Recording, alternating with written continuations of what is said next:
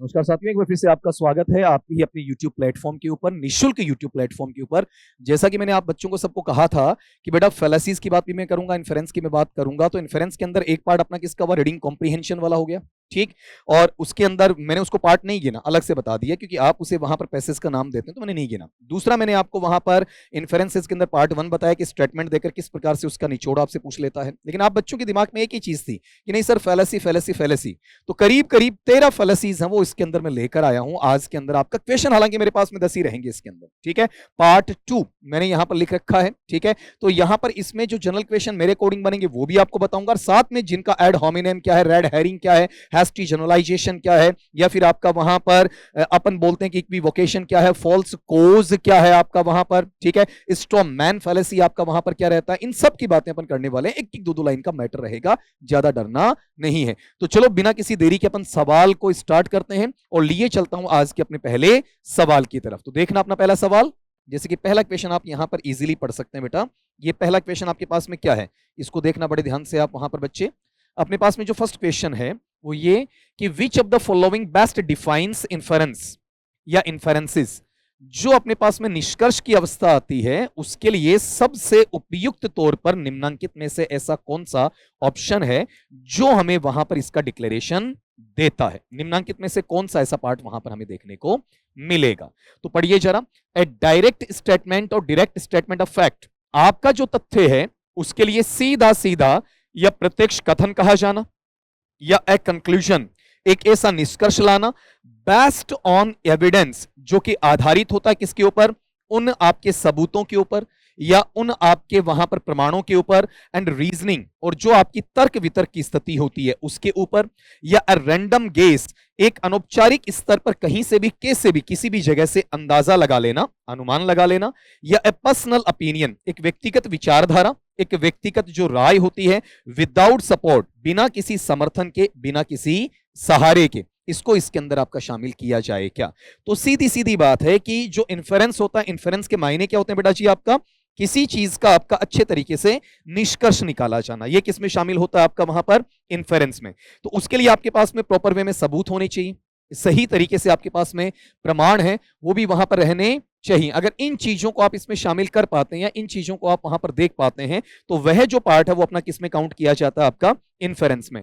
तो ये अपने आप में एक निष्कर्ष है जो आधारित होता है किसी प्रमाण या सबूत पर, या फिर किसी तर्क आपकी क्षमता के ऊपर वहां आधारित इसे किया जाता, रखा जाता है, ये इसका है। अब आप फंस गए बेटा उन दो चार पैटर्न के ऊपर, खाली फैलेसीज के नाम आपने रट्टा मार लिए और उसके अकॉर्डिंग देखते हैं। तो आपने देखा कि अपन ने यहां पर दूसरा पार्ट लिया, लेकिन इन दो पार्ट के अलावा भी रीडिंग कॉम्प्रिहेंशन है, वो भी किसका हिस्सा है, इन्फेरेंस का ही आपका एक हिस्सा बोला जाता है। तो आपको इसकी जो वैरायटी है उनका नहीं पता, टोटल वैरायटी जिसकी मोर देन 18 है, ठीक है। वहां पर आप जाते हैं तो इतना डेप्थ में कभी भी अपना RSSMB बोर्ड, इंग्लिश लैंग्वेज की मैं बात कर रहा हूं, बाकी पेपर में वहां पर बहुत अच्छे लेवल पे वो सवाल पूछेगा, लेकिन इंग्लिश का बेसिक्स पे होगा। और ये बात अपन करने वाले हैं 27 और 28 तारीख के पेपर्स के बाद में।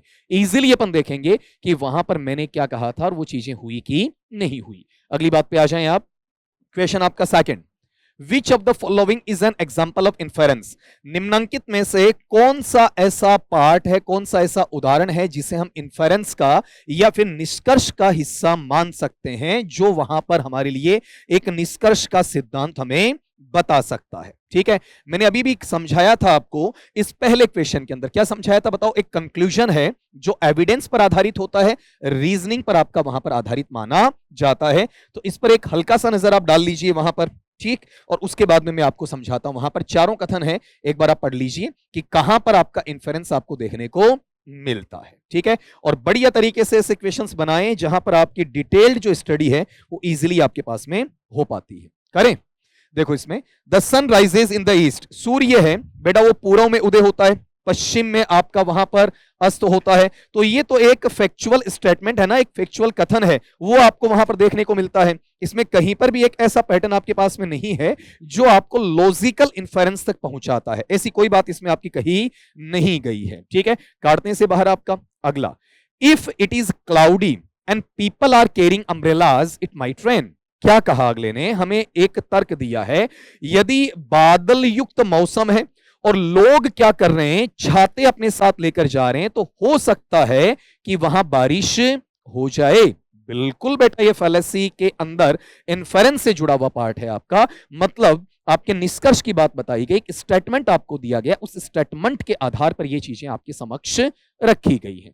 अगली बात पे आए, वाटर बॉइल्स एट 100 डिग्री, पानी है वो 100 डिग्री पर आपका वहां पर उबलता है। तो ये तो फिर से आपका एक साइंटिफिक फैक्ट आ गया वहां पर, इसमें कहीं निचोड़ निष्कर्ष कुछ निकाला गया ही नहीं है। Gravity exist because objects fall when dropped, कि जो गुरुत्वाकर्षण का सिद्धांत इस बात के ऊपर अस्तित्व में रहता है क्योंकि जो ऑब्जेक्ट्स गिरते हैं, ठीक है, व्हेन ड्रॉप, जब उन्हें गिराया जाता है। नहीं बेटा, इसके अलावा भी ये तो लॉजिकल नहीं इलॉजिकल बात हो गई, ठीक है। अब अपन गिराएंगे तो होगा क्या? नहीं ना बेटा, अपने आप भी गिरे तो भी ग्रेविटी वहां पर अप्लाई होती है, तो ये लॉजिकल नहीं बल्कि कैसा है, इलॉजिकल है। तो इसमें इन्फेरेंस का एग्जांपल अपने पास ये रहा, if it is cloudy and people are carrying umbrellas it might rain. अगले सवाल पे आ जाए, क्वेश्चन नंबर आपका 3, when making an inference you rely on, जब आप विद्यार्थी, आप बच्चे वहां पर इन्फेरेंस करते हैं, निष्कर्ष निकालते हैं ना, तो आप रिलाई करते हैं। रिलाई का मतलब आप निर्भर करते हैं, इस बात पर वहां पर आपका डिपेंड करते हैं। किस बात पर? पर्सनल फीलिंग्स ओनली, केवल आपकी व्यक्तिगत भावनाओं की बात होती है? कतई नहीं होती है। कोइंसिडेंस, संयोग की बात बिल्कुल नहीं होती है। सुपरस्टिशंस, अंधविश्वासों की बात बिल्कुल नहीं होती है। तो यहां पर जो पैटर्नेबल सिचुएशन आपके पास में है कि एविडेंस एंड लॉजिकल रीजनिंग की मैं बात करूं वहां पर, ठीक है, कि मेरे पास में प्रॉपर वे में सबूत या प्रमाण होने चाहिए और तार्किक क्षमता है, उसके आधार पर मुझे बताना आना चाहिए, वो किस में जाएगा? इन्फेरेंस में जाएगा। ठीक, अगले सवाल पे आ जाएं, विच of the following statements requires inference, निम्नांकित वाक्यों में से, निम्नांकित कथनों में से कौन सा कथन ऐसा है, कौन सा स्टेटमेंट ऐसा है जिसमें हमें निष्कर्ष का पता करना है, निष्कर्ष की आवश्यकता वहां पर है, ठीक, या फिर निष्कर्ष की झलक हमें वहां पता चलती है। तो इसमें सीधा सीधा पता करें, आपका कथन का ट्रांसलेशन करके आप इजीली अपनी मदर टंग के अंदर, नेटिव टंग के अंदर पता करें। देखना जरा, द स्काई इज ब्लू, आसमान नीला है, ठीक है। तो ये तो फैक्ट है ना बेटा, और फैक्ट के अंदर इन्फेरेंस तो ऑलरेडी वैसे बना बनाया या आपने निकाला कहा ना। फिर 2 + 2 = 4, ठीक है, 2 और 2 4 होते हैं आपका वहां पर, ठीक है। तो गौर करो, यहां पर 2 और 2 4 होते हैं, ये अपने आप में क्या एक फैक्चुअल पार्ट हमें शो किया गया है। और फैक्चुअल पार्ट की जब अपन बात करते हैं तो वहां रिक्वायरमेंट कहां है? ये तो ऑलरेडी है। ए ईयर हैज 12 मंथ्स, एक वर्ष में 12 महीने होते हैं, ऑलरेडी ये भी फैक्ट है, ये भी फैक्ट है, ये भी फैक्ट है। इन्फेरेंस कहां आएगा? ऑब्वियसली इस दूसरे सेंटेंस में आएगा, लेकिन आएगा क्या वो पता करना।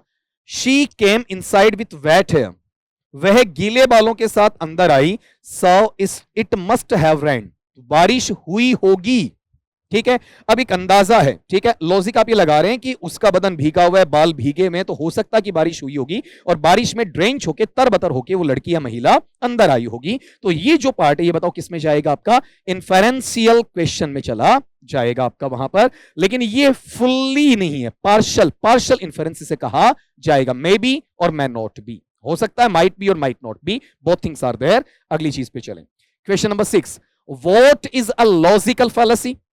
आपके पास में तार्किक जो आपका भ्रांति में कथन होता है वो क्या रहेगा, ठीक है। एक्चुअल में अपन ये देखो, गौर करना, पहले वाला जो सवाल आपने लिया वो इन्फेरेंस का है, इसमें तार्किकता की बात आती है, भ्रम की स्थिति थोड़ी कम आती है। और जब प्योरली अपन फैलेसी की बात करते हैं तो फैलेसी अपने आप में होता है कैसा बेटा? आपका वहां पर कहीं ना कहीं भ्रम की स्थिति आपके पास में पैदा कर देता है। तो ये भ्रम की स्थिति आपको छांटना आना चाहिए। देखो जरा, इसमें A correct way to argue, जहां पर आप सही तरीके से किसी के साथ में तर्क वितर्क करते हैं, आपका आर्ग्यूमेंट्स करते हैं, तो ये तो फैलेसी कहा हुआ, कंफ्यूजन, डेल्यूजन, इल्यूजन कुछ भी नहीं है ना आपका।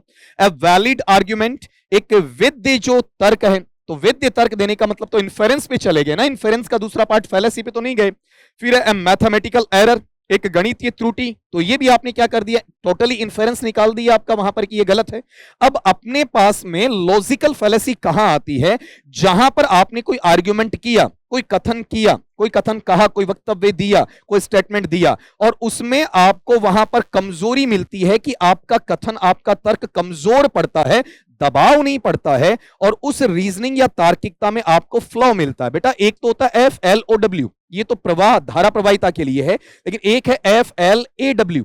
इस फ्लो का मतलब है जहां पर कमी होती है, डिफेक्ट होता है, डिमेरिट होती है, ड्रॉबैक होता है, डेफिशिएंसी होता है। तो ये पार्ट आपको यहां देखने को मिलेगा। ठीक है, तो अगले ने ये कहा कि ए flow in reasoning that weakens an argument. ठीक है, जहां पर एक तर्क विशेष में कमजोरी है उसकी तार्किकता के बारे में आपको जानकारी होती है, उसकी तार्किकता के बारे में आपको वहां पर पता चलता है। ठीक है, तो ये जो मैनर है आपका, उस मैनर पे आप जाएं तो उसे क्या कहेंगे, लॉजिकल फैलेसी कहेंगे। मतलब फैलेसी में कहीं ना कहीं आप उस तर्क के अंदर कमी ढूंढने की बात करते हैं। अगले पार्ट में आए तो कई बार अपन इन्फेरेंसेस को फैलेसी के इक्वल कहें तो गलत है ना आपका। इन्फेरेंस तो पूर्णतः निचोड़ है, 100% ट्रूथ है आपका, लॉजिकल एस्टेब्लिशमेंट ट्रूथ है आपका। ठीक है, लेकिन यहां पर जब फैलेसी की बात करते हैं तो इल्यूजन, डेल्यूजन, अलूजन, ऐसा कोई पार्ट आपको देखने को मिलता। तो बार बार बच्चों को ये तो समझा रहा था बेटा, हमारे सिलेबस में प्योरली फैलेसी नहीं लिखा हुआ है, हमारे सिलेबस में केवल इन्फेरेंस लिखा हुआ है। ठीक है, अगली बात पे आए, which of the following is an example of an ad hominem fallacy. ये लीजिए बेटा, अब आपके समक्ष ये जो चीज आई है, ये चारों सेंटेंसेस आप पढ़ना, लेकिन उससे पहले आपके जहन में ये चीज होनी चाहिए। कौन सा, देखो यहां से, एड होमिनेम फैलेसी। ये रियल में क्या है आपके वहां पर, फैलेसी के प्रकार में से एक प्रकार आपको देखने को मिलता है। ठीक है, तो पहले आप इन सब स्टेटमेंट्स को पढ़िए ताकि आपको मैं इजीली वहां पर समझा सकूं। उम्मीद करता हूं बेटा आपने पढ़ लिए होंगे चारों के चारों आपके स्टेटमेंट वहां पर। अब इन स्टेटमेंट्स को पढ़कर आपको अभी पता नहीं चला कि एक्चुअल में मैं कहना क्या चाह रहा हूं, तो पहले इस चीज को समझो। ये जो अपने पास में एड होमिनेम फैलेसी है बेटा, इसके मायने क्या होते हैं। जब आप किसी व्यक्ति विशेष या किसी आपके कैरेक्टर के ऊपर क्या करते हैं, आपका पर्सनल अटैक करते हैं, व्यक्तिगत हमले की आप वहां पर बात करते हैं। ठीक है, तो ये जो पार्ट है वो किस में चला जाता है, एड होमिनेम फैलेसी में चला जाता है। इसमें आप आर्ग्यूमेंट है ना, तर्क वितर्क है, उस पर बात नहीं करते हैं आप अगले के कैरेक्टर पे हमला करते हैं। आजकल तरह तरह के लोग हैं, पता नहीं कैसी कैसी अफवाहें उड़ाते रहते हैं। जिनका खुद का कॉलर है वो आपका मिलेनियम दागों से भरा पड़ा है, मेल से भरा पड़ा है, पूरा काला हो रखा है, वो आपका कैरेक्टर साबित करने में लगे। वो आपको बताते हैं कि आप चरित्रवान हैं या चरित्रहीन हैं। बड़ी हंसी आती है ना ऐसे लोगों के ऊपर सुनकर भी, और आनी भी चाहिए।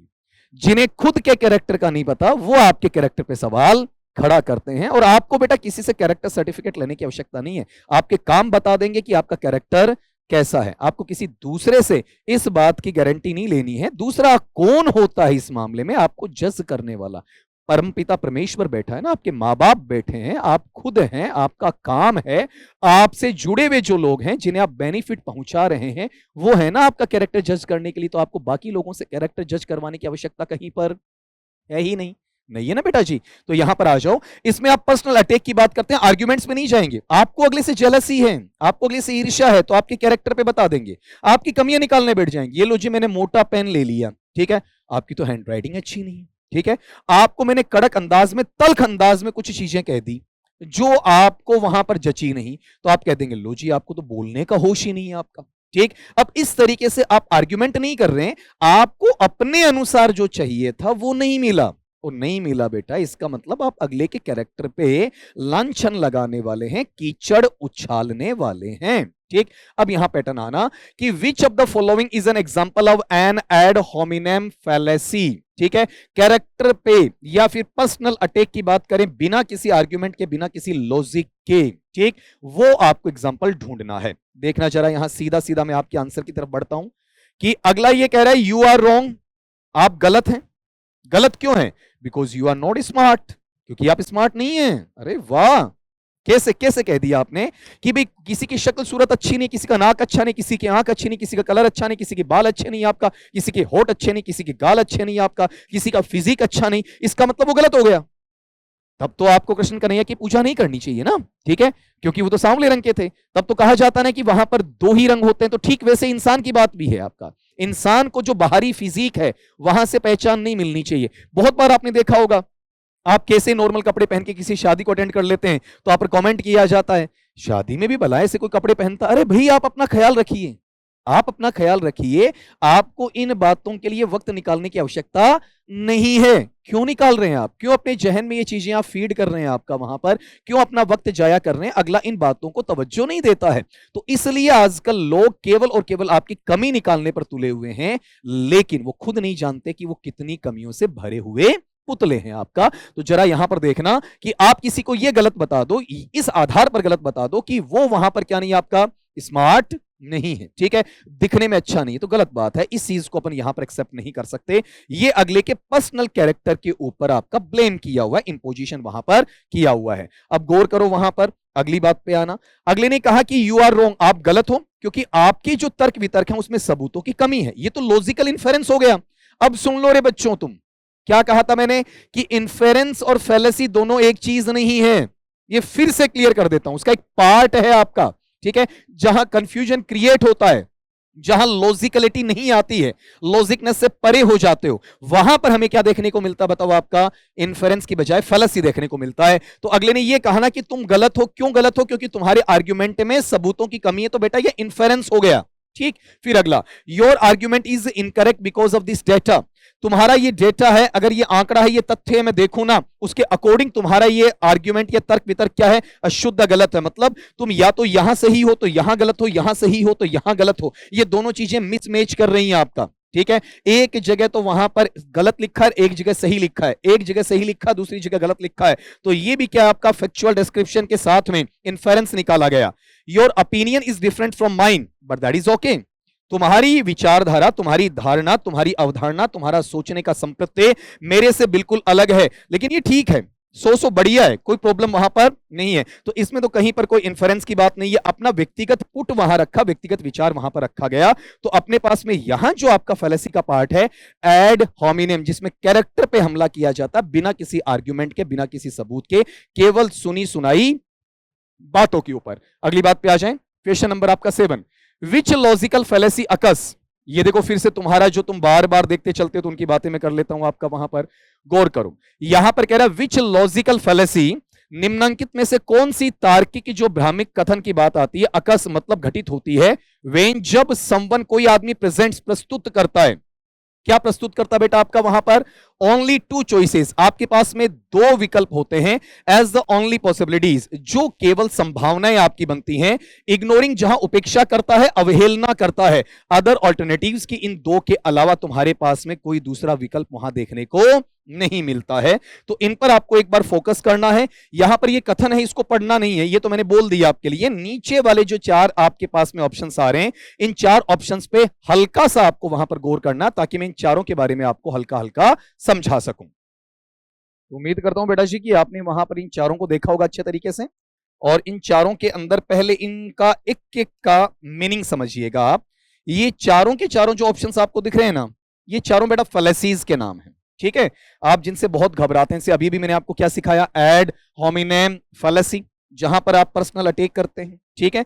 यहां पर आप देखिए जो 4 आपके पास में आ रहे हैं, तो अगर आप पेन पेपर आपके पास में तो आप लिख भी सकते हैं, ठीक है, क्योंकि मैंने तो आपके लिए वहां पर जो PYQs है इस वाला पार्ट आपके सामने रखा है। तो सबसे पहले यहां पर आप देख सकते हैं जो अपने पास में स्ट्रोमैन फैलेसी होती है। स्ट्रोमैन फैलेसी का मतलब क्या है, इसका एक कीवर्ड निकालना। स्ट्रो का मतलब तिनका होता है। आप किसी एक तिनके के सहारे किसी को नौका पार नहीं करवा सकते, किसी को आप पानी से उस पार लेकर नहीं जा सकते, नदिया के पार लेकर नहीं जा सकते।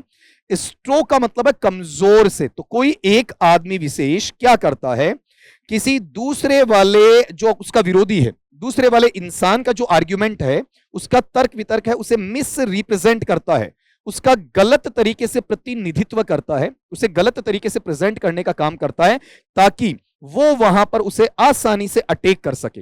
मतलब उसकी चीजों को तोड़ मरोड़ कर प्रस्तुत करता है, उसमें कमियां ढूंढने की कोशिश करता है। जो अपन ने एड होमिनेम सीखा वो पर्सनल अटैक हो गया।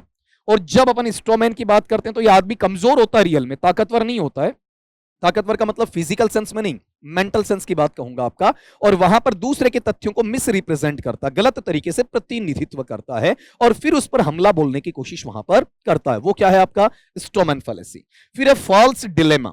फॉल्स डिलेमा का मतलब क्या, आपके पास में 2 चॉइसेस हैं, आपको 2 चॉइसेस के अलावा कोई अलग से ऑल्टरनेटिव नहीं दिया जाता, कोई अलग से विकल्प वहां पर नहीं दिया जाता है। फिर है बेटा आपका स्लिपरी स्लॉप। स्लिपरी स्लॉप का मतलब क्या होता है, जैसे इसमें भी एक कीवर्ड निकाल लो। कौन सा कीवर्ड आपका, स्लोप, ढलान में।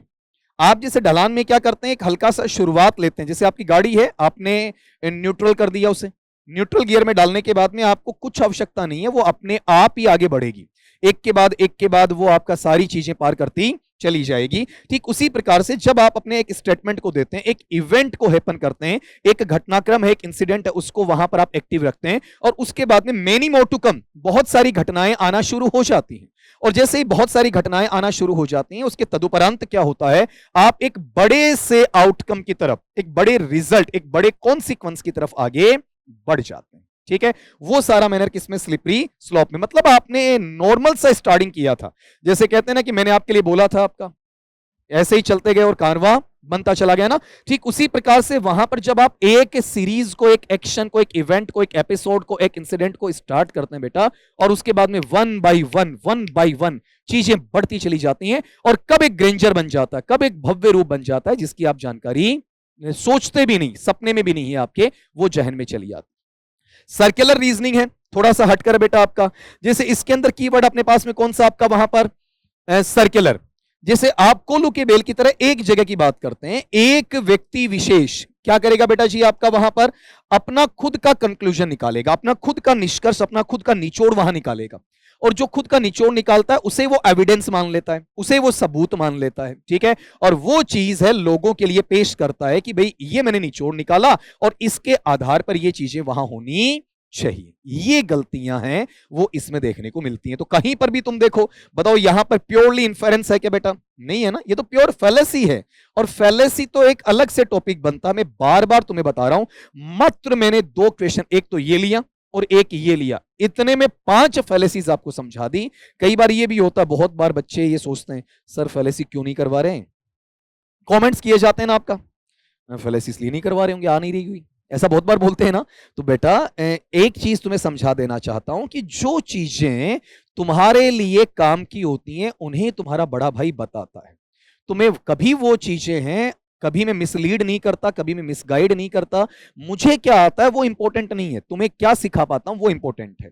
तुम्हारे पेपर में क्या आएगा वो इंपॉर्टेंट है, तुम अपनी मर्जी से क्या जानना चाहते हो वो इंपॉर्टेंट नहीं है, तुम्हारे पेपर का लेवल उसके अकॉर्डिंग क्या आना है, दैट इज क्वाइट इंपॉर्टेंट। ठीक है, कई बार हम क्या करते हैं, यहां पर रीट पत्रता की बच्चा पढ़ रहा होता है और वो नेट की तैयारी की बात वहां कर रहा है, तो वो एक साइड हो जाए, या तो इस पर सोचे या फिर वो उस पर सोचे। ठीक है, क्योंकि इसमें जो मोस्ट ऑफ द क्राउड है वो उसी बेस पर, मैं आपके लिए एक ऐसा वीडियो भी लेकर आऊंगा ठीक एक दिन पहले, आपके 26 तारीख को, उसे मस्ट वॉच करना, जरूर देखना, जिसमें मैं आपको ये सारी चीजें बताने वाला हूं कि पेपर को आप हैंडल कैसे करो। बहुत डर रहता है ना, तो उसके बारे में 15 से 20 मिनट अपनी सबकी गुफ्तगू वहां पर होने वाली है। ये मान के चलिए कि एक ऑफलाइन क्लास की तरह अपन वहां पर डील करने वाले हैं। तो एक बार मैं दोबारा से बता देता हूं, अपने पास में जो स्ट्रॉमैन है, स्ट्रॉमैन क्या होता है, अपनी कमजोरी दूसरे पर तोपता है, दूसरे के कंधों पर बंदूक रखकर चलाने की इसकी आदत होती है, दूसरे को गलत साबित करेगा और खुद के अंदर ज्यादा दम नहीं होगा। ये पार्ट स्ट्रॉमैन में।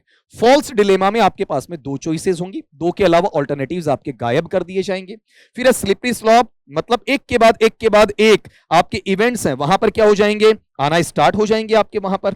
ठीक है, फिर अगली चीज वहां पर क्या बताओ आपका कि सर्कुलर रीजनिंग, आपने अपने आधार पर ही क्या कर लिया बताओ, अपने आधार पर ही कंक्लूजन, निष्कर्ष निकाल लिया और उसको आप सबूत के रूप में काम में लेने जा रहे हो, वो क्या है वहां पर आपका सर्कुलर रीजनिंग है। ठीक है, तो आराम से आप बता सकते हैं बेटा इसके अंदर कि यहां पर कहीं पर भी कमजोर पक्ष की बात नहीं हो रही है, कहीं पर भी इवेंट दर इवेंट की बात नहीं हो रही है, कहीं पर भी कंक्लूजन की बात नहीं हो रही है, सीधा सीधा बात किसकी हो रही है, आपके पास में 2 चॉइसेस की हैं।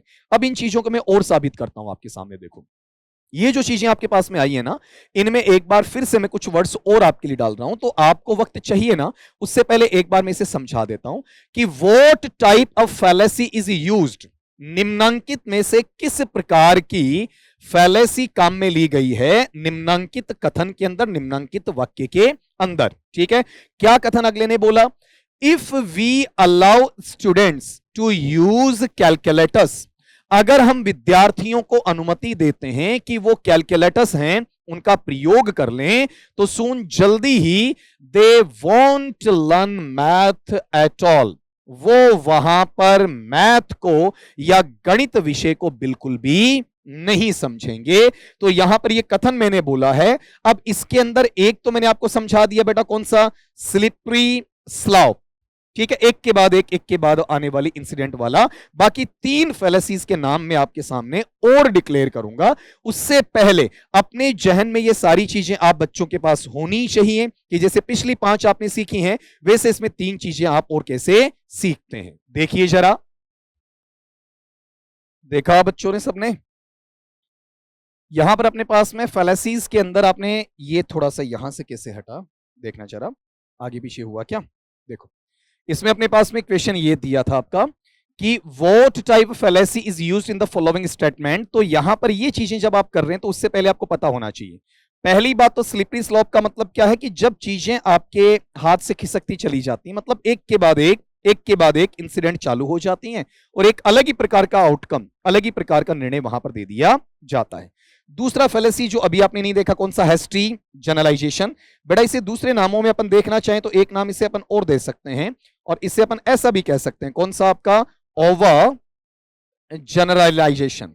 ओवर जनरलाइजेशन, इस तरीके से भी इसे पढ़ा जा सकता है। हेस्टी जनरलाइजेशन या ओवर जनरलाइजेशन, जल्दबाजी में किया हुआ जो आपका सामान्यीकरण होता है या फिर हद से ज्यादा जो सामान्यीकरण किया हुआ रहता है उसे अपन हेस्टी जनरलाइजेशन या ओवर जनरलाइजेशन का नाम वहां पर देना चाहेंगे। एक्चुअल में क्या होता है, आपके पास में छोटे या फिर ये कहें कि बिना किसी प्रतिनिधित्व के जो नमूने, जिन्हें आप सैंपल्स कहते हैं, आपकी भाषा में आप बच्चे सैंपल्स बोलते हैं, शुद्ध भाषा में सैंपल्स होता है आपका, तो वहां पर उनके आधार पर आप कोई नतीजा निकाल लेते हैं जल्दबाजी में कि ऐसा है तो ये ऐसा होगा। ये जो चीजें आती हैं ये सारी किसमें होती हैं? हेस्टी जनरलाइजेशन में होती हैं। जल्दबाजी में आप छोटे छोटे पक्षों के आधार पर या फिर ये कहें आपका कि आप वहां पर बिना किसी आधार वाली चीजों के एक बड़ा निष्कर्ष निकालने की कोशिश करते हैं, उसे हेस्टी जनरलाइजेशन कहते हैं। फिर अगला पार्ट है रेड हेरिंग। इसमें हियरिंग नहीं देखना बेटा, आपका हियरिंग का टर्म इसमें नहीं मिलेगा। रेड हेरिंग का मतलब क्या होता है, जब आपको कोई भी बंदा, कोई भी व्यक्ति विशेष क्या करता है, आपके किसी कथन से आपको विमुख करना चाहता है, आपके किसी भी फैक्ट से आपको डिस्ट्रैक्ट करना चाहता है, आपके मेन आर्ग्यूमेंट से आपको भटकाना चाहता है। जो आपकी बातचीत चल रही है, जो आपका कम्युनिकेशन है, जो आपका क्वेश्चन है, जो आपका आंसर है, उससे डिस्ट्रैक्शन ले जाएगा।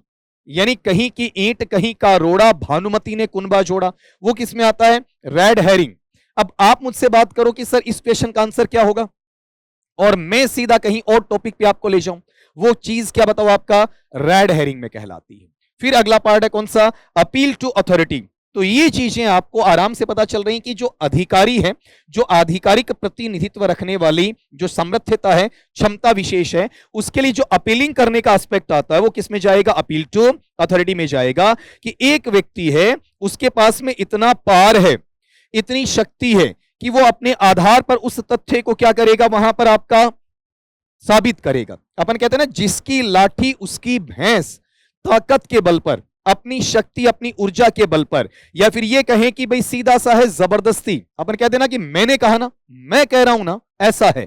वो चीज क्या है? अपील टू अथॉरिटी में जाती है, जहां पर आप ये दावा नहीं कर सकते कि ये बात सच है या नहीं है, सच हो या ना हो इस बात की कोई गारंटी नहीं है। आपके पास में सफिशिएंट, इनफ, पर्याप्त तौर पर सबूत भी नहीं होते साबित करने के लिए, और कोई मांगता भी नहीं है। क्योंकि कहते ना कि मारवाड़ी में एक कहावत है, कौन सी?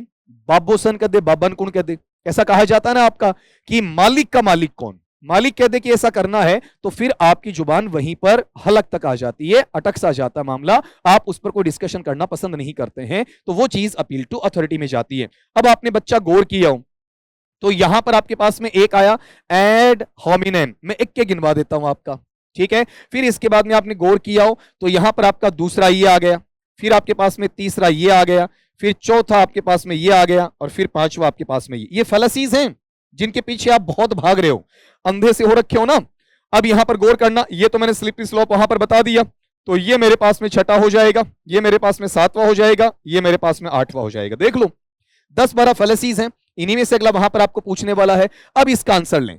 अगले ने कहा कि आप बच्चों को कैलकुलेटर्स को यूज करने की अनुमति देते हैं तो जल्दी ही वो क्या करेंगे, आपका मैथ सीखना छोड़ देंगे। तो आप स्लिप हो गए ना, आप कहां से कहां जा रहे हो?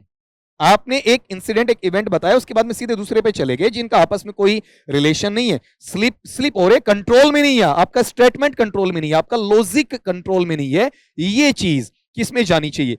1 बाय 1 देखना। क्या आप किसी नतीजे पर पहुंचे क्या? नहीं ना। बहुत सारे छोटे छोटे टुकड़े उनके आधार पर नतीजे पे नहीं आए ना। आपने जल्दबाजी में सामान्यीकरण तो नहीं किया ना। सामान्यीकरण का मतलब सब जगह लागू होना, तो ये चीज सब जगह लागू नहीं हो रही। आप एक खास स्थिति वहां पर बता रहे हैं। रेड हेरिंग वाला जो पार्ट है, रेड हेरिंग वाले पार्ट के अंदर क्या हुआ कि आपने क्या कहा, किसी को आपका जवाब ही गलत देना है, आपका वहां पर परिप्रेक्ष्य ही गलत समझाना, तो आप तो स्टेट कर रहे हो, किसी को जवाब वहां पर नहीं दे रहे हो। अभी भी तुम बच्चों ने गौर किया तो मैंने जो रेड हेरिंग तुम्हें समझाया, तो रेड हेरिंग वाले पार्ट में मैंने ये कहा कि जब आप किसी मुद्दे से भटका रहे हो, तो यह मुद्दा थोड़ी भटकाना है, आप तो खुद ही भटके हुए उसके अंदर, तो आप तो खुद ही स्लिप हो गए, आपने किसी को भटकाया नहीं है। ठीक है, आप ऐसा थोड़ी है कि आप उस मुद्दे पर रहना नहीं चाहते, मुद्दा तो आपका वही है। ठीक, उससे आप खुद भटके हो, आपने किसी को भटकाया नहीं, दूसरे को भटकाते तो रेड हेरिंग में आता है आपका। अपील टू अथॉरिटी, जबरदस्ती साबित थोड़ी कर रहे हो, आप तो अपना एक पक्ष रख रहे हो, अभी साबित हुआ कहां है। तो इसमें जो पैटर्नेबल सिचुएशन है कि आपका टंग स्लिप नहीं हुआ है, लॉजिकल जो इन्फेरेंस है वो स्लिप हो गया और वो फलेसी में आ गया। इसे अपन क्या कहते हैं, स्लिपरी स्लॉप कहते हैं। अगले पार्ट पे आओ बेटा। तो यहां पर फिर से देखना, इसमें कुछ चीजें जैसे ये स्ट्रॉमैन, ये मैं आपको बता चुका हूं। ठीक है, कमजोरी वाली बात आपकी वहां पर ये मैंने बोली है, लेकिन इसमें कुछ चीजें आपको नहीं मिलेंगी। जैसे यहां तक आपका नंबर 8 लगाना, तो ये नंबर 9 वाला अलग मिलेगा आपको, ये नंबर 10 वाला अलग मिलेगा, ये नंबर 11 वाला आपको अलग मिलेगा। आप बच्चों ने अगर गौर किया तो बेटा देखो 11 फेलेसीज यहां तक आ चुकी हैं। ठीक है, और सिंपल सिंपल जिसको याद ना रहे, समझ में ना आए, इसको वीडियो को पॉज करना, फिर बैक कर देना, फिर देख लेना, ताकि ज्यादा अच्छे तरीके से मैं आपको बता सकूं। अगली चीज अपने पास में आती है बेटा, कौन सा, अपील टू इमोशन वाली आती है। जब लोग आपकी भावनाओं के साथ में खिलवाड़ करते हैं, उसके आधार पर कोई चीज है आपके पर्सनल वे पे अटैक कर जाए, तो देखो एड होमिनेम उससे मिलता जुलता है ना, लेकिन एड होमिनेम में तो क्या होता है, सीधा अटैक, डायरेक्ट अटैक किया जाता है। यहां आपके इमोशंस के साथ में खिलवाड़ होता है, मैनिपुलेट किया जाता है। ठीक है, आपको भावनाओं के साथ में तंग करने वाला, जैसे प्ले बॉय, प्ले गर्ल वगैरह, ठीक है, वो क्या करते हैं, अपील टू इमोशन, आपकी दुखती रग क्या है वहां पर प्रहार किया जाएगा, वहां पर आपको चोट मारी जाएगी, उसे क्या कहते हैं अपन, अपील टू इमोशन का नाम वहां दिया करते हैं। एक्चुअल में होता है क्या, एक व्यक्ति दूसरे व्यक्ति की भावनाओं के साथ खिलवाड़ करने की कोशिश करता है और साथ में कोई भी एविडेंस नहीं देगा, साथ में कोई चीज आपके लिए इंटेलिजेंस वाली नहीं कहेगा। आजकल जो अपन एक वर्ड काम में लेते हैं ब्लैकमेल करने वाला, वो किस में आता है, अपील टू इमोशन में आपका काम में लिया जाता है। अगला अपने पास में एक वर्ड और है, देखो इसमें स्ट्रोमैन तो मैंने बता दिया आपका। स्ट्रोमैन वाले में क्या होता है, जहां पर आप क्या करते हैं कि आप किसी भी व्यक्ति के कथन को मिस रिप्रेजेंट करते हैं या उसे गलत तरीके से प्रस्तुत करते हैं, वो क्या बताओ आपका वहां पर स्ट्रोमैन के साथ में जोड़ दिया जाता है। लेकिन ये जो अगला पार्ट है कौन सा, पोस्ट हॉक, पोस्ट का मतलब होता है बाद में, बाद वाला जो पार्ट हो किस में आ जाएगा आपका, वहां पर पोस्ट हॉक में आ जाएगा। जब एक व्यक्ति ये मान लेता है कि ये घटना घटित हो गई, इसके बाद में ये घटना घटित होनी चाहिए, ठीक है, या फिर वो अज्यूम करता रहता है, खुद की इमेजिनेशन में, खुद की कल्पनाओं में वहां पर आपका दबा पड़ा रहता है, वो पार्ट किसमें आता है, पोस्ट हॉक में आता है। उसका ये मानना है कि वहां पर जब पहला आपका कोई भी घटनाक्रम है वो घटित हुआ है, उसके तुरंत बाद में दूसरा घटनाक्रम घटित हुआ ही होगा, या तीसरा घटनाक्रम है वहां पर घटित हुआ ही होगा। क्यों, क्योंकि वहां पर पहला घटनाक्रम दूसरे घटनाक्रम का क्या है, कारण है। ठीक है, जैसे अपन कहते हैं कि गाड़ी का टायर फट गया तो एक्सीडेंट तो हुआ ही होगा, जरूरी थोड़ी एक्सीडेंट हो आपका। इस तरीके से ये जो चीजें आती हैं किसमें चली जाती हैं, आपकी पोस्ट हॉक में चली जाती हैं आपका। क्यों, क्योंकि पहला इवेंट घटित होना, उसके बाद में दूसरा इवेंट घटित होना या नहीं होना ये जरूरी नहीं है, खाली आपका मन में सोच लेना। ठीक, अगले पार्ट पे आ जाए, कौन सा बताओ आपका, बैंड वेगन। बैंड वेगन की अपन बात करें तो यहां पर बैंड वेगन अपने शब्द से बता रहा है ना आपका, वेगन का मतलब गाड़ी से लिया जाता है, बैंड का मतलब आपका बाजे बाजे से, उनसे आपका ले लिया जाता। तो बैंड वेगन क्या होता है आपका वहां पर, कि कोई चीज ये कहता है कि ये चीज क्या है, पॉपुलर है, इसका मतलब सही है, लोकप्रिय, मतलब बजा बजा के। ठीक है, वहां पर कहते हैं ना आपका, जैसे रेट्रो वाले होते हैं, डीजे वाले होते हैं, आरजेज आपके हैं, चिल्लाते रहते हैं आपका, तो वहां पर आप ये कहते हो कि उन्होंने कहा तो सही है। किसी के चिल्लाने मात्र से कोई चीज सही नहीं हो जाती है जब तक कि उसमें लॉजिकल इन्फेरेंस नहीं निकलता है। तो आपने वहां पर सिंपली एक ऐड आजकल चल रहा होता है कि क्या आपके टूथपेस्ट में नमक है, क्या बूढ़े बुजुर्गों ने कभी सोचा, और वो बार बार आपके जहन में आ रही है, बार बार आपके जहन में आ रही है, आपने पूछना स्टार्ट कर दिया, लो जी साहब, ठीक है, कि नमक है या नहीं है। अब आप उसके आधार पर ये काम करना स्टार्ट करते हैं, तो ये पार्ट क्या बताओ आपका, बैंडवेगन है। ठीक है, ये चीज आपको देखने को मिलती है। तो यहां गौर करो, अपील टू इमोशन में आपके भावनाओं के साथ में खिलवाड़ किया जाता है। स्ट्रोमैन में क्या होता है, जहां पर आपके आर्ग्यूमेंट या फिर आपका कथन होता है उसे गलत तरीके से प्रेजेंट किया जाता है, उसका फायदा उठाया जाता है ताकि आपके व्यक्तिगत मामलों में हमला किया जा सके। पोस्ट होक का मतलब आप ये मानते हैं कि एक घटना के बाद में दूसरी घटना तो घटित हुई होगी, ठीक है। और बैंड वैगन का मतलब जहां पर पॉपुलर है, लोकप्रिय है, तो उन चीजों के लिए आप उसे सही मान लेते हैं कि इसका मतलब, कई बार होता है ना, नाम बड़े और दर्शन छोटे।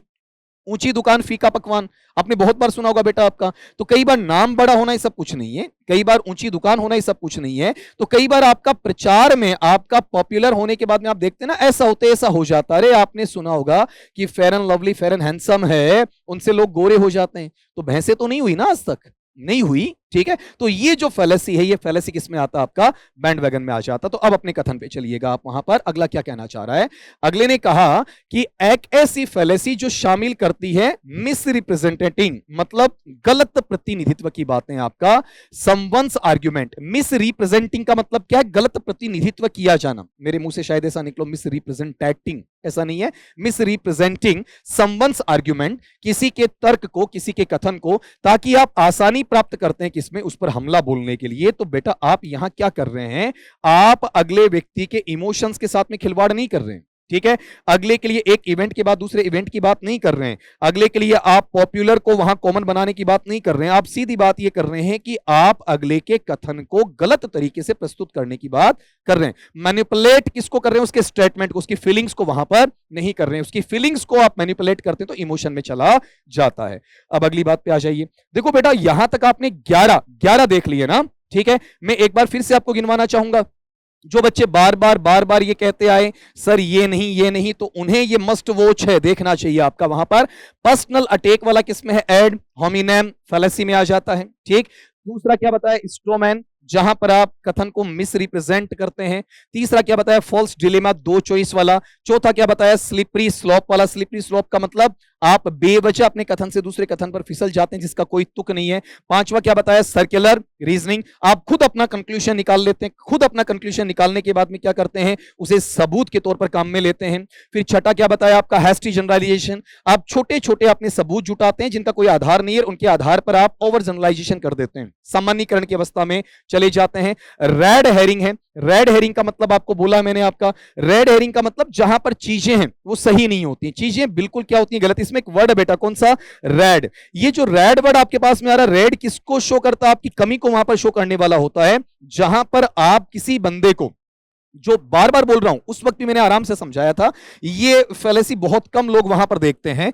अब जब आ ही गए तो इसे खोलेंगे अपन, कि अपने पास में किसी एक व्यक्ति विशेष का जो स्टेटमेंट है, उसका जो कथन है, ठीक है, वहां से आप उसे क्या कर दो, डिस्ट्रैक्ट कर दो। देखो मिस रिप्रेजेंट करना किसमें है, स्ट्रो में है। ये अभी अभी आपने सीखा ना, मिस रिप्रेजेंट करना, ये तो स्ट्रोमैन में है, ठीक। लेकिन यहां पर जो मैं कह रहा हूं कौन सा, रेड हेरिंग वाला। रेड हेरिंग में क्या होगा कि अगले के कथन से आप डिस्ट्रैक्ट कर दो उसे, ठीक है। अगले की बातों को इधर से उधर ले जाओ, आप वहां पर उस पॉइंट पर आने ही मत दो, ठीक है। अलग बातों पे उसको मोड़ दो, वो रेड हेरिंग में है। अपील टू अथॉरिटी में क्या है, जिसकी लाठी उसकी भैंस वाला है, जबरदस्ती अपनी ताकत के बल पर, अपनी वहां पर ऊंची आवाज के बल पर आपको वहां पर मनाने की बात करें, वो किसमें है, अपील टू अथॉरिटी में चला जाएगा। फिर अगली चीज, अपील टू इमोशन, जब आपके भावनाओं के साथ खिलवाड़ किया जाता है, ठीक है। पोस्ट होक का मतलब एक इवेंट के बाद में दूसरा इवेंट है, एक घटनाक्रम के बाद में दूसरा घटनाक्रम घटित होना ही चाहिए। फिर अब बैंड वैगन, जो बहुत ज्यादा पॉपुलर है, इसका मतलब सही होगा ही होगा, ठीक। अगली बात पे यहां पर आ जाएं। अब इसके अंदर आप देखोगे तो बेटा बैंड वैगन मैंने आपको बता दिया, मैंने आपको वहां पर हैस्टी जनरलाइजेशन आपको बता दिया। तो इसमें 11 में अपन दो चीजें और जोड़ देते हैं, आपका नंबर 12 वाला आपका फॉल्स कोज वाला जोड़ता हूं आपका, और नंबर 13 वाला आपका वहां पर इक्वी वोकेशन वाला जोड़ता हूं। अब इसके बाद में अपन आएंगे अपने इस सेंटेंस के ऊपर, इन दो को मैं समझा दूंगा। What is the fallacy in the following statement, निम्नांकित जो आपका कथन है उसके अंदर किस प्रकार का फैलेसी, किस प्रकार का भ्रांति में कथन आपको देखने को मिलता है। Everyone is buying this phone, कि प्रत्येक व्यक्ति है वो इस फोन को क्या कर रहा है, खरीद रहा है। आजकल चल रहा है ना एक ट्रेंड कि भैया ये वीवो का ये ले आओ, ये ओप्पो का ये ले आओ, ये आईफोन ले आओ, आईफोन प्रो में ले आओ, मैक्स में ले आओ, आपका सैमसंग का ये ले आओ। तो आपका कोई फोन बहुत ज्यादा पॉपुलर हो जाता, कोई मोबाइल हैंडसेट आपका, और उसके बाद में सो it must be the best one, ज्यादा लोग इसे खरीद रहे हैं, इसलिए ये क्या होगा, सबसे अच्छा होगा।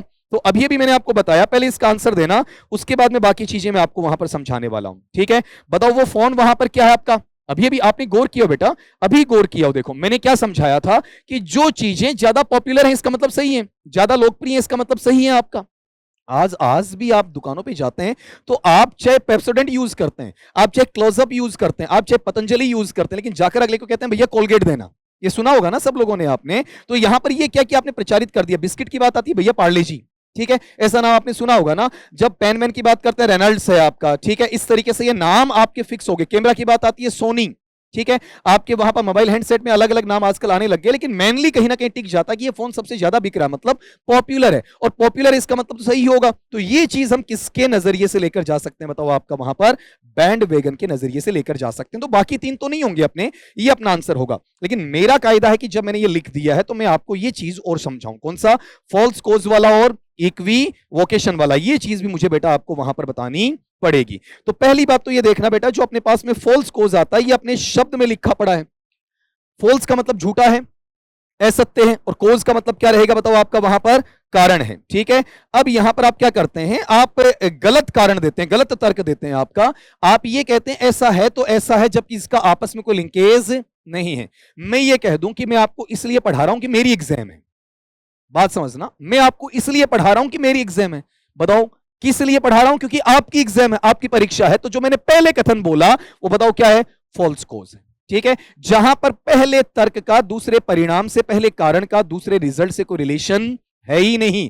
आपने गलत तरीके से अज्यूम किया है, गलत तरीके से आपने उस चीज को माना है जो उसका कारण नहीं हो सकता, वो क्या आपका फॉल्स कोज है। फिर अगला एक और बच गया बेटा इसमें, इक्विवोकेशन। गौर करना मैं क्या बोल रहा हूं इसमें, आपका इक्विवोकेशन, ठीक है। जहां पर क्या होता है कि अपने पास में एक वर्ड है, एक शब्द है बेटा आपका, या फिर आपका एक फ्रेज है, एक शब्द या फिर एक वाक्यांश हो सकता है या एक क्लोज हो सकता है, जिसके तीन या तीन से ज्यादा मीनिंग निकल रहे हो। बहुत सारे मल्टीपल मीनिंग्स आपको देखने को वहां पर मिल रहे होते हैं, और जब उसे यूज किया जाता है तो आपका सुनने वाला अपने अनुसार उसका अर्थ निकालता है।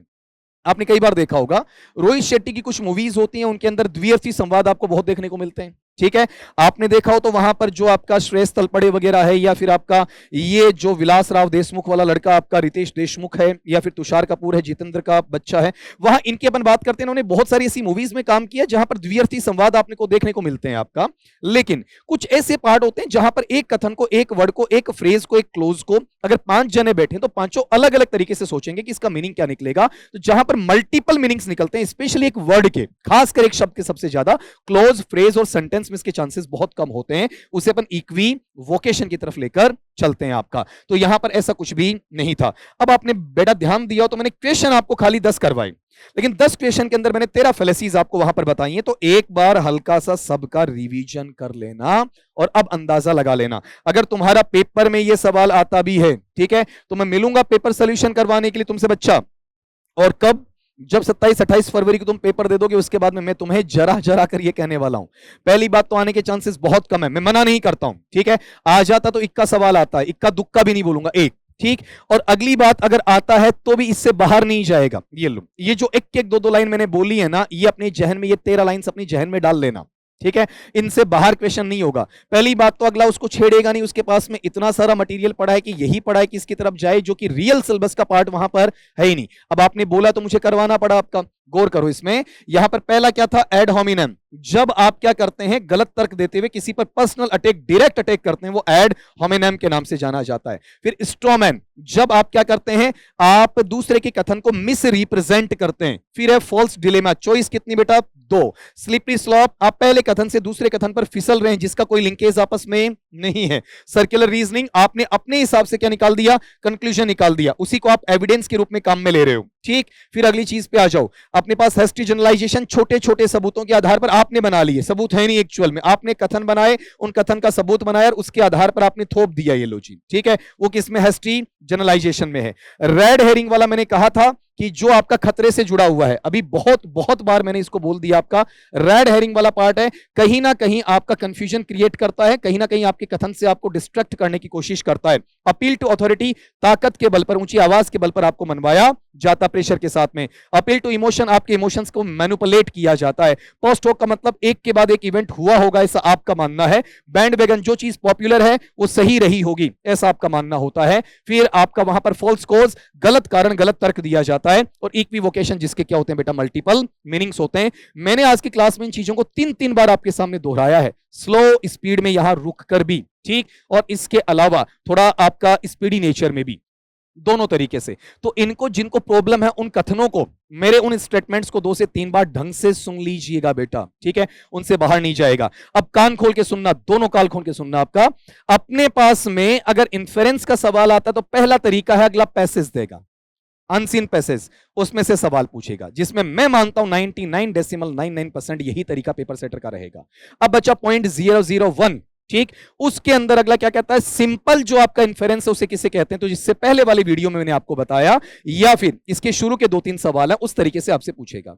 अब एक सवाल का पार्ट जिसे मैं 0.00 मानता हूं, ठीक है, लेकिन उसके अंदर से भी पूछता है, तो ये 13 मैंने आपको बता दिए, इनसे बाहर आपका नहीं बनना है। तो ये लीजिए, एक बार फिर से इन चीजों पर आप गौर कर लेना, जो मैंने लास्ट वाली आपके पास में बोली है, 1 बाय 1 में आपको गिनवाना चाहूंगा बेटा। आपका वहां पर एक मेरे पास में कौन सा फैलेसी का नाम आया, एड होमिनम का आ गया, ठीक है, फिर किसका आता है, स्टोमैन का आता है, फॉल्स डिलेमा का आता है, स्लिपरी स्लोप का आता है, सर्कुलर रीजनिंग का आता है, फिर मेरे पास में हेस्टी जनरलाइजेशन का आता है, रेड हेरिंग का आता है, अपील टू अथॉरिटी का आता है, फिर अपने पास में यहां पर पोस्ट होक का आता है, बैंड वैगन का आता है, अपील टू इमोशन का आता है, फिर अपने पास में फॉल्स कोज का आता है, इक्वी वोकेशन का अपने को देखने को वहां पर मिलता है।